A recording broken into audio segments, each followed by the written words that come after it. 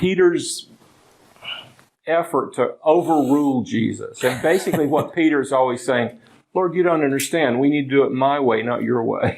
و اتفاق بعدی که میفته پتروس باز داره تلاش میکنه که روی رأی عیسی مسیح رأی بده. همیشه هم دوست داره بگه نه مسیح اونجوری که تو میگی نه، اونجوری که من میگم بشه. You see in verse 37, he's trying to turn the atonement upside down, just like he does in Matthew 16 when Peter says, you know, you're not going to go to the cross. And Peter, who had called him a stone of foundation, then calls him a rock of stumbling, and even calls him Satan in Matthew 16. و اینجا میبینیم که پتروس دوباره داره همون کار میکنه. تو متی 16 هم بود. اول میاد تو متی 16 عیسی مسیح میگه که تو صخره هستی، بر روی این صخره من کلیسای خودم بنا میکنم. و همون پتروس یه خورده پایینتر برمیگرده میگه که نه، تو خودت تبدیل میشی به یه صخره‌ای که مانع میشی دور دیگران. و حتی پتروس رو شیطان هم عیسی مسیح خطاب میکنه. And so Peter tries to turn the thing around and he says, this is what the plan needs to be. Not you dying for us, but me dying for you. That's what he says in verse 37. تو آیه 37 پتروس میاد میگه که بابا این اتفاق باید بیفته. تو نباید برای ما بمیری، بذار من برم واسه تو بمیرم. And Jesus said, let me tell you something. Before the rooster crows in the morning, instead of your being willing to die for me, you're going to deny me 3 times. و عیسی مسیح بهش میگه تو میخوای واسه من بمیری، قبل از اینکه به اصطلاح خروس بانگ بده یا خروس بخونه 3 بار تو من رو انکار خواهی کرد. Now, when we go to chapter 14, Jesus says, do not let your heart be troubled. Why does he say that? The same reason he says, do not fear, because a lot of troubling things are going to happen. A lot of scary things are going to be happen. But make your focus not on the scary things, but on my promises and my assurances to you. و اول فصل 14 عیسی مسیح با این شروع میکنه که دل شما مضطرب نشود. چرا بهشون میگه مضطرب نشید؟ به خاطر اینکه قرار رخدادهای بسیار بدی به انجام برسه که خیلی وحشتناکن و سختن و عیسی مسیح سعی میکنه تشویقشون کنه که نگاهشون به سمت مشکلات و سختی ها نباشه، بلکه نگاهشون به سمت وعده های خداوند باشه. When Peter was listening to the command of Jesus, you can come to me, when he was looking at the person of Jesus holding out of his hand to him, standing on top of the water, Peter was actually able to take a couple of steps on the top of the water. But when he looked at the wind and the waves, he sank. وقتی که پتروس به عیسی مسیح نگاه میکرد تا میتونست دست عیسی مسیح رو بگیره، چند قدم حتی روی آب برداشت، ولی به محضی که نگاه کرد به آسمان و نگاه کرد به اصطلاح بادی که اونجا بود، بلافاصله غرق شد. We are not taken around the valley of the shadow of death. We are taken through the valley of the shadow of death. ما خداوند نگفته که از کنار دره به اصطلاح دره مرگ رد بشیم. خداوند میگه از داخل دره مرگ رد میشیم ما. And we are not promised that we will be comfortable. We are promised that we will be comforted. به ما خداوند وعده نداده که زندگی راحتی خواهیم داشت، بلکه به ما وعده داده شده که خداوند ما رو آرامش خواهد داد. He says, there are many rooms in my Father's house. And then he says something just amazing, just amazing. He says, if it were not so, I would have told you. Think of that word of assurance there. I wouldn't tell you this stuff if it weren't true. That's what he's saying. در آیه 2 میگه در خانه پدر من منزل بسیار است یا خانه بسیار است. بعد چیزی رو میگه که فوق العاده است. میگه و الا به شما میگفتم. یعنی میخواد خیلی مطمئنشون بکنه وعده‌ای که میدم توهی و پوچ نیست. واقعا اینجوریه. خونه پدر برای شما آماده داره میشه. Why would he need to say that? Why would he need to say if it weren't true, I would have told you? After he walked on the water, after he stilled the storm, after he fed the 5,000, after he raised the dead, after he healed the blind, why would he have to say, if it were not true, I would tell you? Because we're weak, that's why. Even with all that, we're still weak, and we need to be assured. If it were not so, I would have told you. چرا بعد از این همه کارهایی که عیسی مسیح کرده بود باید هنوز اینو میگفت؟ بعد از اینکه به طوفان رو آرام کرده بود، بعد از اینکه 5000 نفر رو به اصطلاح غذا داده بود، بعد از اینکه این همه آدم رو شفا داده بود، بعد از اینکه مردم رو از مردگان قیام داده بود، هنوز باید بهشون بگه این به خاطر اینکه ما ضعیف هستیم و نیاز داریم که تشویق بشیم و به ما این اطمینان همیشه پشت سر هم داده بشه. In verse 3 he says, I'm going to prepare a place for you, that where I am you can be also. تو آیه 3 میگه اگر بروم از برای شما مکانی حاضر میکنم تا جایی که من باشم شما نیز باشید. The planet that we live on is a place of stunning beauty. The mountains and the sea, the waterfalls and the rivers, the gardens and the beaches, a place of stunning beauty. ما در دنیایی که زندگی میکنیم، کره خاکی که زندگی میکنیم فوق‌العاده زیبا هست. کوه‌ها بسیار زیبا هستن، باغ‌ها، کنار دریاها، جاهای بسیار بسیار زیبایی تو این دنیا وجود داره. That temporary place for us was prepared in 6 days. Jesus has been preparing a place for you for 2,000 years. How beautiful you think that place might be. این جایی که موقت خداوند برای ما برای 6 روز درست کرد انقدر زیباست. حالا فکر میکنین تو این 2000 ساله که رفته جای دیگه برای ما درست کنه اون چقدر بیشتر میتونه زیبا باشه. And then Jesus says, you know the way where I am going. Well, they ought to have known if they had been paying attention, but Thomas says, wait a minute, we don't know where you're going. Where are you going? و عیسی مسیح میگه که من میرم جایی که برای شما فراهم بکنم و باید میدونستن کجا بره، اما شاگردان میگن پس کجا داری میری که میگی من میرم براتون مکانی رو فراهم میکنم. You know, I'm glad that Martha displayed her weak faith in chapter 11 because it caused Jesus to say, I am the resurrection and the life. One of the great I ams. I'm glad Thomas expressed his weak faith in John 13 because it produced the great John 14:6, this great I am the way, the truth, and the life. No one comes to the Father but through me. من خوشحالم که در یوحنا 11 ایمان ضعیف مارتا رو میبینیم، چون وقتی ایمان ضعیف مارتا رو میبینیم عیسی مسیح برمیگرده میگه من قیامت و حیات هستم. وقتی ایمان ضعیف توما رو ما میبینیم تو فصل 14 متوجه میشیم که خداوند یک چیز دیگه در مورد خودش به ما میده و نمایان میشه و میگه من راه و راستی و حیات هستم. In verse 8, Philip says, show us the Father and we'll be satisfied. And then Jesus utters the great declaration, he who has seen me has seen the Father. تو آیه 8 هستش که فیلیپوس میگه پدر رو فقط به ما نشون بده و اون برای ما کافی است. و یک ادعای بزرگ دیگه از عیسی مسیح تو فصل 14:9 میبینیم که میگه کسی که مرا دیده پدر را دیده است. In verse 12, Jesus says something very intriguing, something pretty mysterious, something that I know that I can't completely understand. He says that he who believes in me, the works that I do, he will do also, and greater works than these he will do, because I go to the Father. آیه 12 درکش خیلی سخته، برای اینکه عیسی مسیح میگه که هر که به من ایمان آورد کارهایی را که من میکنم او نیز خواهد کرد و بزرگتر از اینها نیز خواهد کرد، زیرا که من نزد پدر میروم.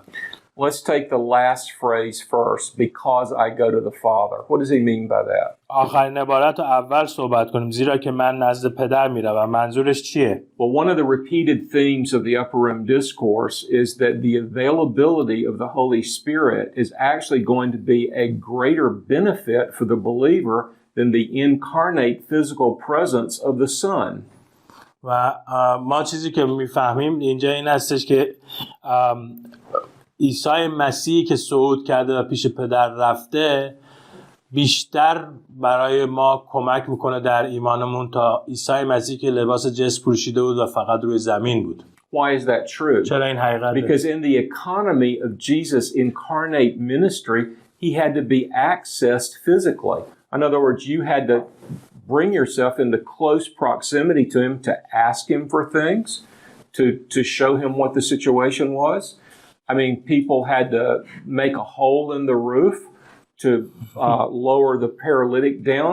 The woman with the issue of the blood had to fight her way through the crowd just to touch the edge of his garment. But when the Holy Spirit descends on the day of Pentecost, we have instant access to Jesus through the Holy Spirit because the Holy Spirit lives in our heart. We take him around with us all the time.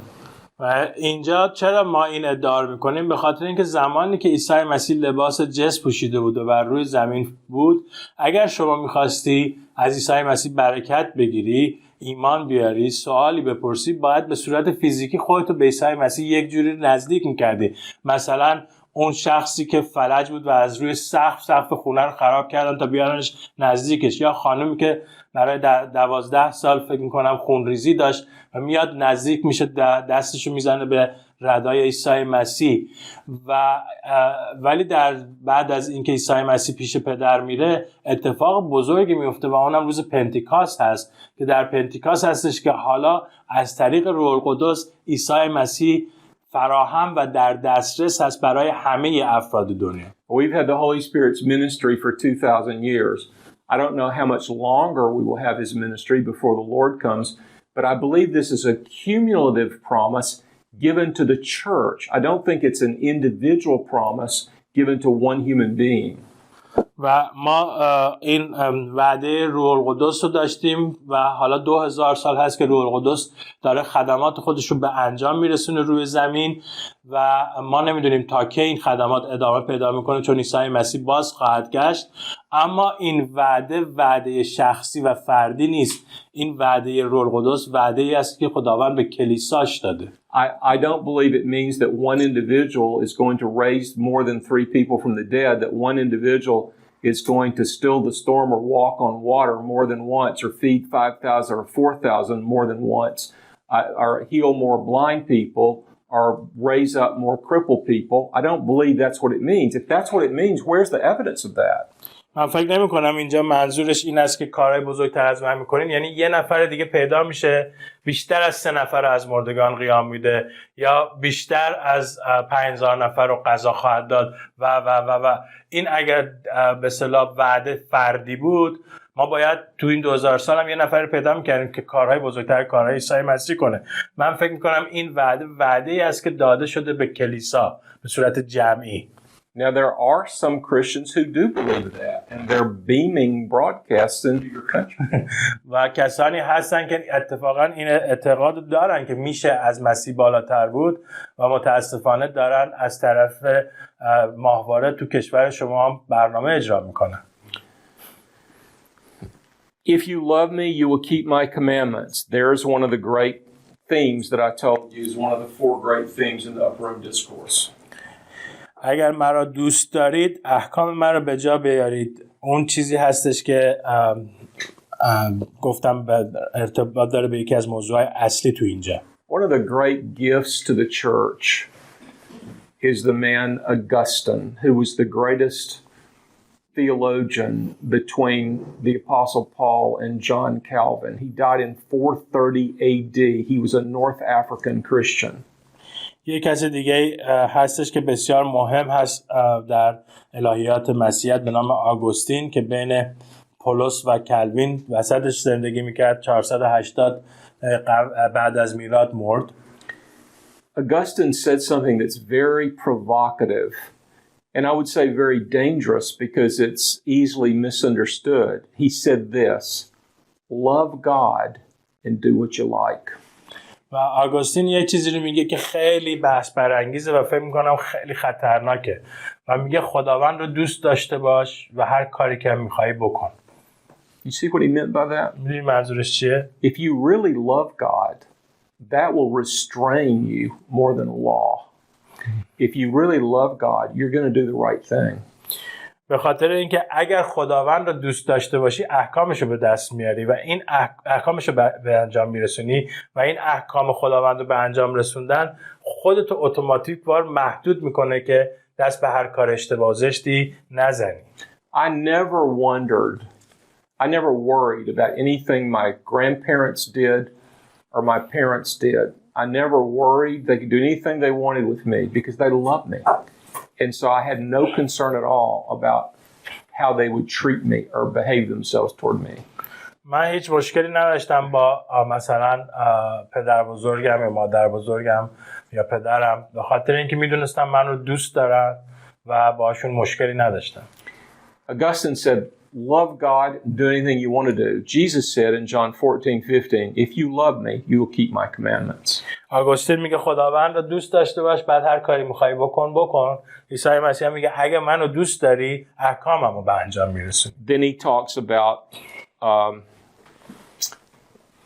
the Holy Spirit coming into the world to help us do the right thing. و بعد صحبت میکنه در مورد که روح القدس میاد تو این دنیا تا به ما کمک کنه که کار رو درست رو انجام بدیم. Verse 23 is a great promise. You should meditate much on it. I wish we had time to talk about it, but we don't. آیه 23 یک وعده خیلی خوبی درش هست. کاش وقت داشتیم که بیشتر میشد در موردش صحبت کنیم. You know, even Jesus didn't finish teaching all the things that could have been taught. That's the Holy Spirit's job, he says in verse 26. و حتی عیسی مسیح هم تمام نکرد درسایی رو که میخواست بده و حالا اجازه داد که روح القدس به درس دادن ادامه بده. Okay. We come to verse 15 and the last I am saying. میرسیم به آیه verse 15 Chapter 15.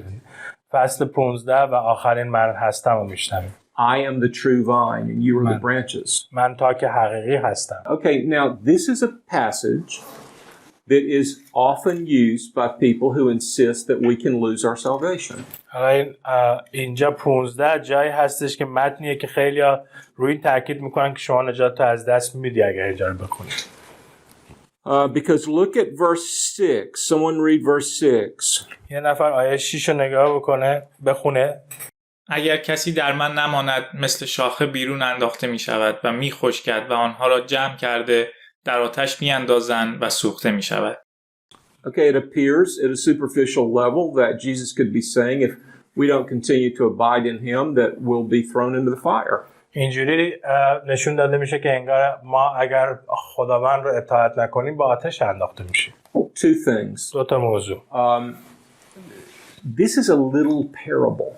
He's speaking in the language of a parable. این یک حکایت کوچیک هست چون داره از سبک نگارش حکایتی صحبت میکنه. We cannot push a parable at every point. A parable is only teaching one thing. If we try to make a parable teach more than one thing, we get into trouble. ما حواسمون باید باشه که وقتی که داره حکایتی زده میشه اون حکایتی گفته میشه معمولاً یک موضوع اصلی رو داره دنبال رو میشه و نباید از حکایت تفسیرهای مختلف کرد. How can I prove that? چطوری میتونم اینو به ثابت کنم؟ The parable of the importunate widow, Luke 18. If we push the parable at every level, then who does the unjust judge represent? Well, he represents God, but we can't represent God as an unjust judge. The parable is about the fact that we should keep praying and not give up. It's not about identifying everybody in the parable. و مثلا در لوقا 18 حکایت بیوه زن که داره صحبت میکنه از یک به اصطلاح قاضی یا داوری که عادل نیست. اگر بخوایم همه‌شو بیایم تفسیر بکنیم اون وقت خدا هم میشه قاضی و داوری که ناعادل هست، ولی موضوع حکایت این نیستش. Now, that's the first thing I would say. اولین چیزی که میگم اینه. The second thing I would say is look carefully at what verse 6 is saying. Verse 6 doesn't say if you abide in the vine, if you abide in me as a disciple and then you stop abiding in me, you'll be thrown into the fire. It says if anyone does not abide in me. و دومین موضوع اینه که نمیگه که اگر شما در من بمانید و یهو استاپ کنید دیگه در من نمانید آتش میگیرید. اتفاقا آیه 6 اینجوری میشه اگر کسی در من نماند، یعنی کسی که در من نباشه.